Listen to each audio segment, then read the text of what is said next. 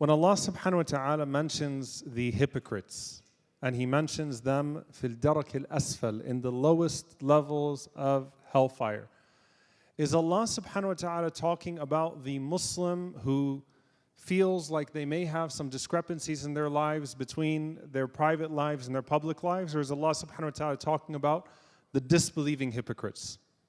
Who's Allah Azza wa Jal talking about in that ayah?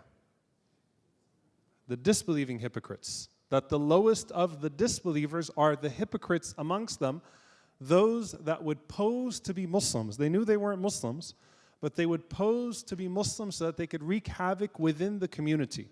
That's called nifaq i'tiqadi, creedal hypocrisy. The lower level of hypocrisy is nifaq amali, is hypocrisy in our deeds, which is the hypocrisy that the companions feared for themselves, that I wasn't the same person around the Prophet ﷺ as I was when I was at home. That I couldn't, the very famous hadith of Handala radiallahu ta'ala anhu, going to Abu Bakr radiallahu anhu, and the fear that perhaps I'm a hypocrite because I don't maintain the same level when I'm with the Prophet ﷺ than when I go back home. And certainly as believers, we should all fear that type of hypocrisy, because Al-Qadi Abu Layla rahimahullah says, I met 100 of the companions of the Prophet ﷺ, كُلُّهُمْ يَتَّهِمُ نَفْسَهُ بِالنِّفَاقِ. Every single one of them was accusing himself of being a hypocrite. Not that type of hypocrite, but a lower degree. However, you would accuse yourself, even when you read the ayat about the major hypocrisy, you would take benefit because you know that this is a microcosm of the most dangerous behavior, and you want to cut it off at its root so that you never fall into that deep level of hypocrisy.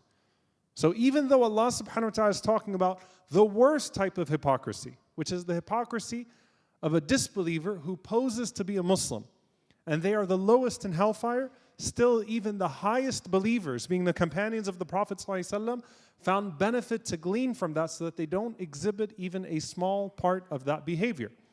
How many of you have heard the hadith where the Prophet ﷺ mentions some of his followers who will come to him on the Day of Judgment, and he knows their names? May Allah protect us. And then a barrier is erected between him and them at the Hawd. And the Prophet ﷺ is asking Allah subhanahu wa ta'ala why, and then he is told sallallahu alayhi wasallam, you don't know what they changed after you. And he says, suhqan suhqan liman baddala ba'di. How deprived, what a miserable person he is who changed the religion after me. How many of you have heard this hadith? Only 3 of you? Just Tarawih is tiring. I get it, all right? It's not a fundraiser, by the way, so I wasn't going to ask you to give money for raising your hand. But subhanAllah, that hadith should cause every single person fear to fall into an innovation. May Allah protect us from al-bid'ah. Why? Because an innovation puts a barrier between you and the sunnah of the Prophet ﷺ. And so we want to make sure that we're following the Prophet ﷺ's way and that there's a correctness to our creed. And that's what's maintained the integrity of this religion over 1400 years. Is trying to find the way of the Prophet ﷺ and adhere to it, alayhi salatu wassalam, so that you don't fall into that. The primary targets of that hadith, if you took all the narrations together, and I won't go into too much detail, but if you took all the narrations together, it becomes clear that the primary intended people that are being spoken about here are those who would apostate after the death of the Prophet ﷺ. Those who would follow Musaylim al-Kadhab and the false prophets, meaning people that met the Prophet ﷺ, became Muslim, but they were weak in their Iman, and when the Prophet ﷺ died, they followed false prophets. They followed Musaylim al-Kadhab, which was a major fitna in this ummah, major trial in this ummah. However, everyone should take benefit from that hadith and ask Allah subhanahu wa ta'ala for protection, because a bid'ah that is minor might become a bid'ah that's major one day. And there is bid'ah that is mukaffira and ghayr mukaffira. There's a bid'ah that becomes disbelief and a bid'ah that's not a disbelief, right? But the idea we still benefit from. You'll understand why I'm getting to this, inshaAllah ta'ala, in my 30-minute khatira. No, I'm just kidding, by the way. All right? The third thing, the Prophet sallallahu alaihi wasallam in Surah Al-Furqan, when he complains and he says, "Inna qawmi ittakhadhu hadha al-Qur'ana mahjura." It's one of the most terrifying ayats, by the way. Rahmatan lil alameen. The Prophet ﷺ, a mercy to the worlds, and he complains. And he says, "Oh my Lord, my people have abandoned this Qur'an. they've taken this Qur'an as something to be abandoned. This to me is a terrifying ayah, by the way. SubhanAllah, because you know who Rasulullah ﷺ is. The Prophet ﷺ who will be doing shafa'ah, who will be interceding for the major sinners of his ummah on the Day of Judgment. A mercy to the worlds. And the Prophet ﷺ complains and said they did not take the Qur'an seriously. They abandoned the Qur'an. Now, the primary intended audience here, according to the stronger opinion in tafsir, is actually talking about the disbelievers. I'll tell you why.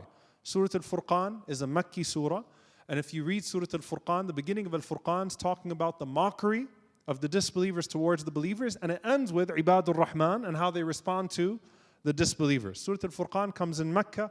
There was no hypocrisy in Mecca. There was no nifaq in Mecca. The believers that believed in the Prophet ﷺ were clinging on to every ayah of the Qur'an.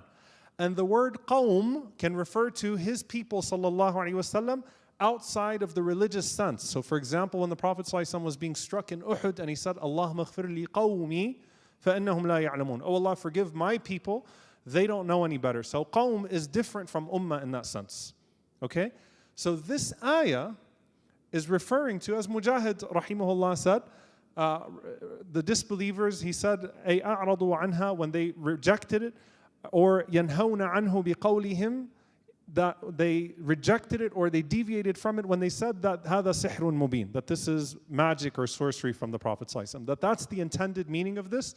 The people that the Prophet ﷺ was around, and the distinguishing feature of the Messenger ﷺ from his people, the main distinguishing feature was he was the one who the Qur'an descended upon, who revelation descended upon. And they rejected him because of that revelation, not because of his character ﷺ. They rejected him because of that revelation. So the primary intended audience of this ayah that the Prophet ﷺ is complaining about is the disbelievers. Some of the scholars said it could be referring to the hypocrites that come later on, which may be the case. There's an argument to be made there because sometimes the Qur'an speaks about a future condition not yet seen in the Ummah. But it appears, and Allah knows best, the primary intended audience are the disbelievers who truly abandon the Qur'an fully abandon the Qur'an. However, is there benefit to understanding the levels of hajar, the levels of abandonment of the Qur'an? Yes. And the Ummah should accuse themselves. As a Muslim, I should look at that and if that ayah doesn't give you goosebumps, subhanAllah, like really, really frighten you.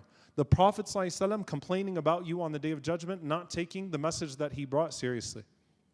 I don't know what will. Now, again, this refers to, the Umayyah ibn Khalaf is, there's a story with him and the Prophet ﷺ spitting at the Prophet ﷺ, buckling to peer pressure. The ayah afterwards mentions a person then complaining, Ya waylata laytani lam attakhidh fulanan khalila. I wish I didn't follow this person. I wish I didn't go with this friend, this companion. But what does this mean for us? Hajar of the Qur'an, to abandon the Qur'an, primarily comes in two ways. Either abandonment by not acting upon it, or abandonment by not reciting it. And I want you to ask yourself a question, a serious question. Have you abandoned the Qur'an for 11 months of the year? And that's something for you to ask yourself. And this is a month of Tawbah. But if you really ask yourself, have I abandoned the Qur'an in terms of its recitation throughout the entire year until Ramadan? Because while you're turning the page in Ramadan, you shouldn't just be turning the page physically. You should be actually reconnecting with the Qur'an at a deeper level. Because abandonment, again, is in action or in recitation. And as Muslims, we should ask ourselves, are we guilty of this hajar? Are we guilty of a lower level of this abandonment of the Qur'an? The last thing I leave you with is the complaint of Jibreel alayhi salam. Those are the complaints of the Messenger sallallahu alayhi wasallam. The complaint of Jibreel alayhi salam is the famous hadith where the Prophet sallallahu alayhi wasallam took 3 steps on the minbar. The first step he said Ameen, the second step he said Ameen, and then finally he said Ameen 3 times. It's an authentic hadith in Al-Hakim and others. And they asked the Prophet ﷺ what happened. He said, Atani Jibreel. Jibreel alayhi salam came to me and he made dua against 3 people. I'll paraphrase. 3 people. The first one, the one who Ramadan comes upon and leaves and he's not forgiven. What a loser. Jibreel knows what a beautiful and blessed month this is. تنزل الملائكة والروح فيها بإذن ربهم من كل أمر. He is one of the most praiseworthy aspects of Laylatul Qadr, that he comes down, he sees a different vantage point of the rahmah of Allah in Ramadan. Jibreel, what we hear about, Jibreel alayhi salam is a part of that procession that's clogging up the heavens.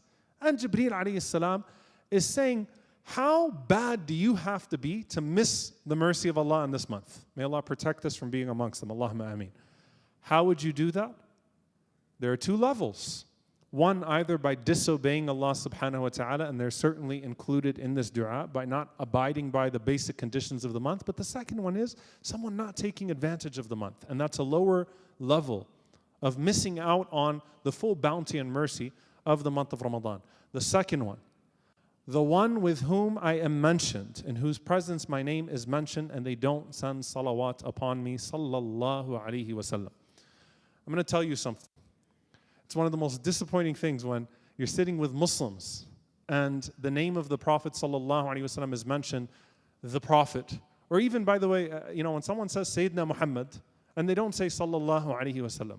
Saying Sayyidina does not do away with saying sallallahu alaihi wasallam. I don't care if your sentences get awkward. I don't care if you have to break 20, 30 times.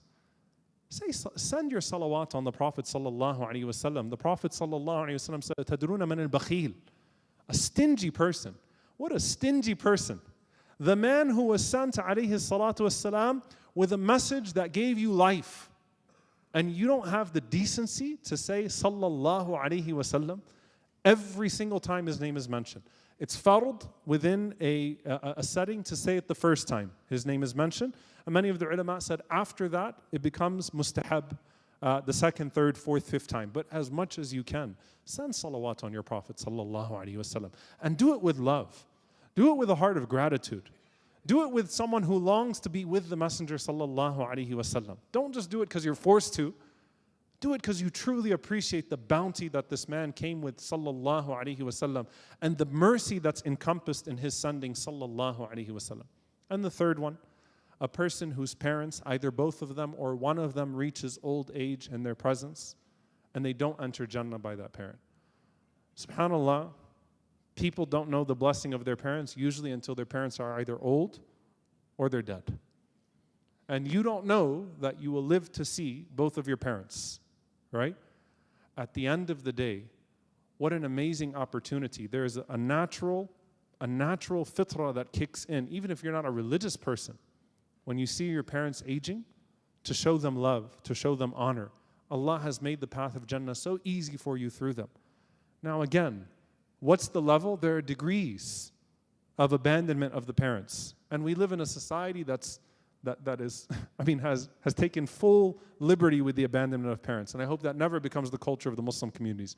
When people talk about, by the way, the Muslim world and how backwards the Muslim world is, I say this without any hesitation.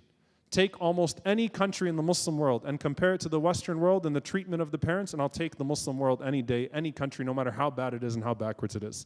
That's one thing. For the most part, alhamdulillah, the culture is still preserved. The throwing away of the parents, we don't do that in our community, alhamdulillah rabbil alameen. But there are levels here. There are levels here. Why do I mention this? Do not find yourself on the receiving end of a complaint of the Messenger sallallahu alaihi wasallam, or of a complaint of the Messenger to the Messenger sallallahu alaihi wasallam. And think of it in your own way. Practical example. You have someone and you've warned them 300, 400 times, and you say, hey, listen, don't go with that person, it's going to be bad for you. Don't go with that person, and you incentivize. Don't get in the car, don't do it, and then they still go with them anyway and something terrible happens. Usually, you don't feel sorry for someone who's been sufficiently warned. You don't, in terms of human interactions. Why do you feel sorry for yourself? Are we giving ourselves too many excuses to fail? Or has Allah subhanahu wa ta'ala given us too many excuses not to fail in His mercy? May Allah subhanahu wa ta'ala join us with our Prophet sallallahu alaihi wasallam fil firdaus al-a'la, and not make us amongst those who are complained against by him or by the one who was sent to him. And may Allah subhanahu wa ta'ala, who sent them both, be pleased with us when we meet him. Allahumma ameen. Jazakumullahu khairan. Wassalamu alaikum wa rahmatullahi wa barakatuh.